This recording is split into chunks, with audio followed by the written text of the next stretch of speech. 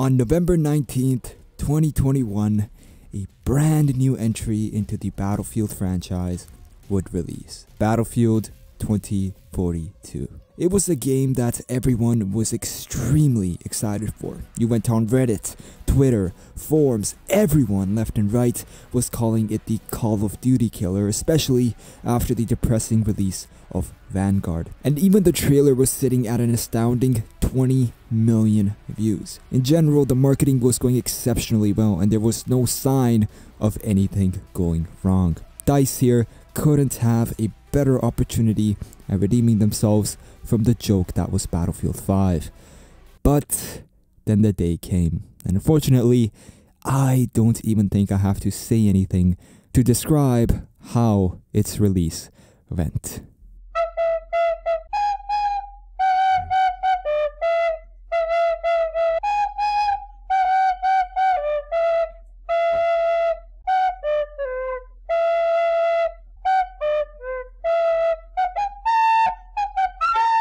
I can't believe I'm saying this, but it's been over 1 whole year since its release. Yes, 1 year. And a week ago, I also saw that the game entered Game Pass along with its 3rd season. So I thought this was the perfect opportunity to revisit it to see how it has changed and if it's finally any better. And unfortunately, as much as I like a futuristic Battlefield in theory, whatever DICE have done in practice with 2042 so far is the opposite of what Battlefield should be. Look, I've played about 15 hours of Battlefield 2042 so far, and I think I have a general idea of why it is still such a colossal failure even after 1 full year. And it's not just the lack of updates or support, but rather the biggest problem is the unfixable foundations and main principles of the game. First of all, the combat in 2042 is extremely fast-paced. Like, it copies a lot of what the new Modern Warfare games do and essentially just makes it worse. The running is so much faster, the kill time is so low, and in general, it feels too much like a Call of Duty. There's no longer any animations for entering vehicles, the fights are much quicker, and the games are a lot shorter. And in the end, what is produced is kind of a rushed experience that makes your in-game effort feel like nothing inside of the game. What made Battlefield so great was the feeling of contribution, that even in big games like Breakthrough, 32 versus 32, it always felt like you were helping and making a change for your team. There was genuine dedication to the objectives that you were pushing, whereas in Battlefield 2042, it is a mindless shooter at best. I usually drop in to shoot at some people, and sometimes I complete games without ever even noticing the score. It's so shallow in its presentation that it makes you miss experiences like Battlefield 1, where every single moment was almost like a movie. I still remember that day when I was playing the Conquer Hell operation inside of Ballroom Blitz, and the amount of tension, rush, and struggle I experienced while pushing as the Americans is still incomparable to any other multiplayer experience. See, in Battlefield 2042, the cinematic aspect of the franchise is completely lost. Like, yes, there is a lot of chaos, bombs exploding around you, etc., but it feels messy and unnatural, like it was just artificially made, even though it's not. And I think the big reason why this is because of the little destruction capabilities inside of its own lackluster map design. Battlefield 2042's maps are extremely open, like extremely open. There's a lot more running around and increased points of conflict, which makes it hard for the game to apply a continuous pressure on the player while also taking away your freedom, thanks to it adding little to no destructive capabilities that the franchise was always known for. For example, in Battlefield 5, the Iwo Jima map inside of Breakthrough was one of the best maps I have played in all of video games, because all the tension was around 2 points of interest, which made it a struggle for both sides not to falter, and the fact how there could be so many more opportunities created to the destruction aspect of the game. In Battlefield 2042, sometimes I feel like Breakthrough is actually Conquest. There is little high tension locations and everyone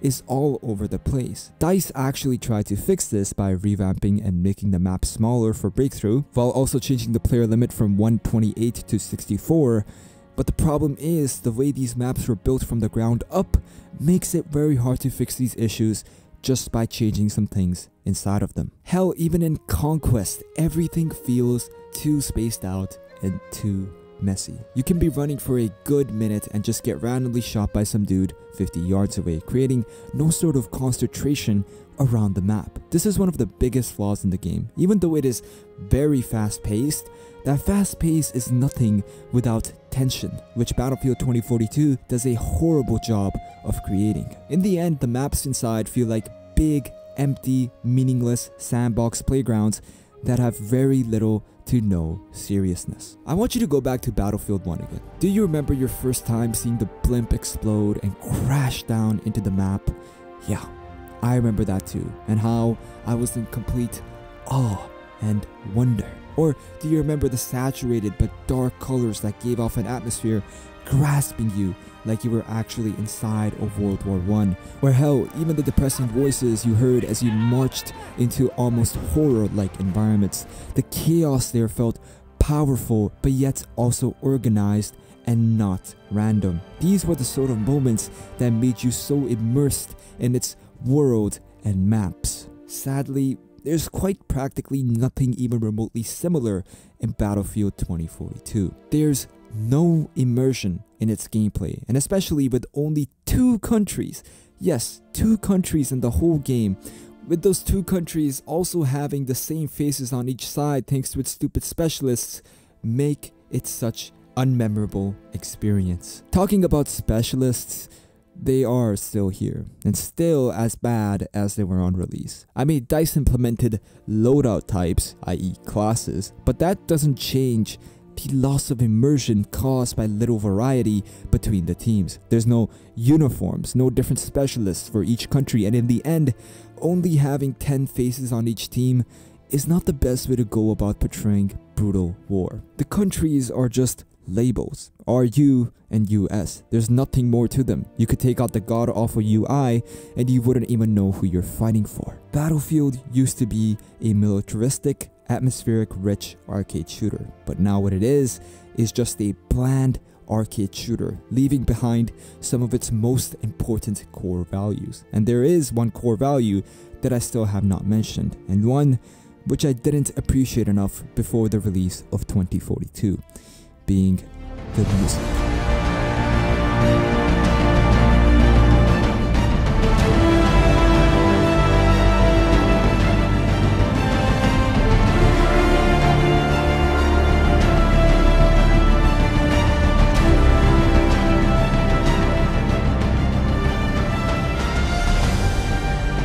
Look, Battlefield games have always had fantastic music. Even Battlefield 5, which was heavily criticized by everyone, had one of the most memorable soundtracks I had ever heard in gaming. And I never really realized how much the music contributes to an experience until Battlefield 2042's moaning elephants and robotic prostitution.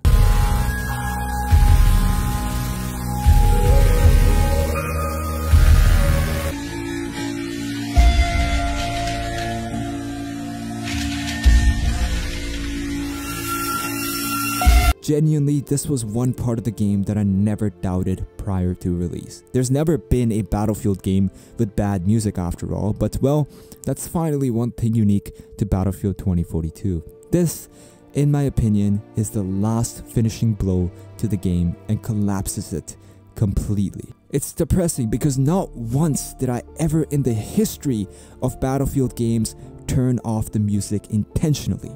Whereas here, after 5 hours of listening to this garbage, I legitimately turned it off and never turned it on again. It steals the little potential of immersion in the game that could have been produced, and in general makes key moments like an end of a game meaningless. I mean, do you remember the powerful orchestra that would be blasting at the end of the game inside of Battlefield 1 as you rushed to capture the last objective and breakthrough, hoping you can break the defense as the music pounds in your ears, giving you goosebumps even. It is such an integral and important part of the game that I finally realized its gravity thanks to 2042. It's depressing, and honestly, in the end, I can't say 2042's made any real progress in this past year. Yes, they've kept adding on battle passes and ways to make profit, but the core foundation of the game is still just a playground.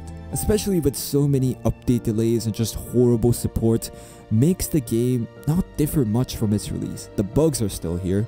The random black screen that won't go away until you launch the game for a second time is still here. The horrible, unreadable scoreboard is still here. And in general, I don't understand why EA didn't want to continue the astounding template they had made with Battlefield 1, continuing a multiplayer which told a story through its world while being competitive. Battlefield 2042 almost feels like a Chinese ripoff of Call of Duty and Battlefield combined, while also taking none of the valued aspects of both franchises into its account. I can't stress this enough, but I'll say it again. It is so bland and boring. The graphics, colors, gameplay, everything is so generic that this could in fact be labeled the most generic shooter without any controversy. There's no immersion nor world building, which is also worsened by the lack of an actual narrative / story in the game, seizing any chance for it to build a grasping atmosphere. I really hope DICE learns from this. I mean, we said that the last time too, but there's not much else I can say. I really do love Battlefield as a franchise. I've been playing it ever since I was a little kid, and seeing it go up in flames like this is not a great sight to my heart at all. It's so puzzling to me at how DICE could fall from making a masterpiece like Battlefield 1 to a ridiculed mess like this. But anyways, we can all only really pray that the franchise next time finds its roots again and can establish itself as a strong militaristic shooter. Because if it fails to meet that again in the next entry, I have a good feeling it won't get that chance again.